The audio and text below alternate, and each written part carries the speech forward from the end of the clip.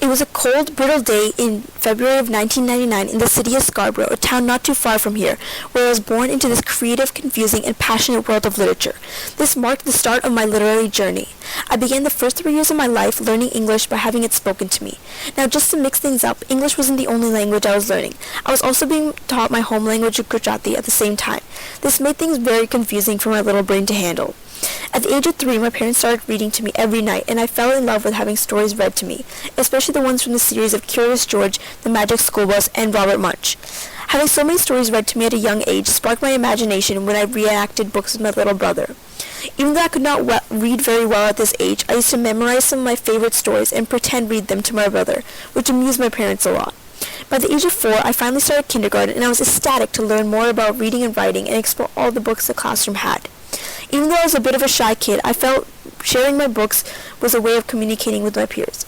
As far back as I can remember, the most significant moment in my reading journey in kindergarten was when my teacher gave me a book called Tops and Bottoms. This was the first time I did not just listen to a story for the enjoyment, but found a deeper message in the story, that every situation can be as great as I want to make it. It is up to me to make the most out of life. This is a lesson that has impacted a lot of the decisions I make throughout life. I constantly remind myself of this moral when I feel blue. Another significant moment of my literary journey was at the age of 6, I had the opportunity to meet my favorite childhood author, Robert Munsch. Growing up, I loved reading Robert Munsch books since they always brought a smile to my face. I would like to say that I have read almost every Munsch book ever written, and getting to meet him was a very inspirational and uplifting moment of my childhood. Although the majority of Robert Munsch books follow a comical tone, one of the stories that stood out to me was an emotional, sad story called Love You Forever, since it taught me at a very young age to be thankful and appreciative of the people that I have in my life and that I'm privileged to have the life I do. As a young writer, after learning the basic alphabet, I always gave my best attempts to writing when I had the opportunity, like writing the grocery list and labeling my drawings. Throughout grade school, my reading slowly started to develop from picture books into short chapter books. And inevitably, my writing improved and gave me a greater range of inspiration. This sparked a little bit of motivation to challenge myself with the type of books I read. I grew out of reading simple stories like the Junie B. Jones into more meaningful suspenseful mystery and adventure books like the Bailey School Kids and 39 Clues. As my reading advanced, I started to notice more distinct plot lines in stories, which I was also learning about in school. These new stories got me thinking about a deeper meaning in the story and why characters acted a certain way. In school, some of the first forms of writing we learned was recount and persuasive writing. I strongly despise recount writing since I never felt what I was writing about was interesting enough. This is where I learned I prefer to write fictional stories. I remember spending many of my middle school years writing very long, descriptive, and detailed short stories. Stories was my way to communicate my thoughts, opinions, and feelings. Reflecting back on how lengthy my stories were shows how indecisive I was and how every idea that came to my head had to be included.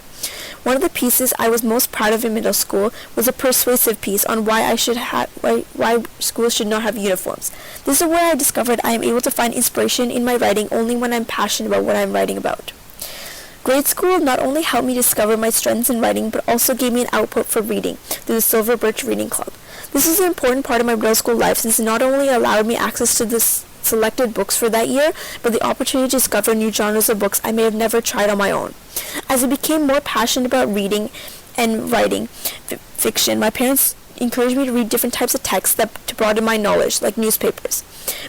But I never found this appealing to my interest unless there was an article I could relate to. I often got distracted in getting a good laugh out of the comics. From this, I noticed I was always a little reluctant to change. As high school years slowly rolled in, a lot of my reading and writing for pleasure went downhill, unfortunately, because of the additional increase in homework. Reading and writing only felt like a chore. But that does not mean reading and writing was over forever, because one of the main parts of high school English that I've come to like was novel study, where reading words on the book was not the entire task, but also dissecting the meaning and the thought process of the author. I enjoyed this part of reading since I never realized the small details of a story which makes all the difference in the bigger picture. As far as writing goes, I did not prefer high school writing since essays never felt very creative to me, much so like a structured form of writing to convey one idea.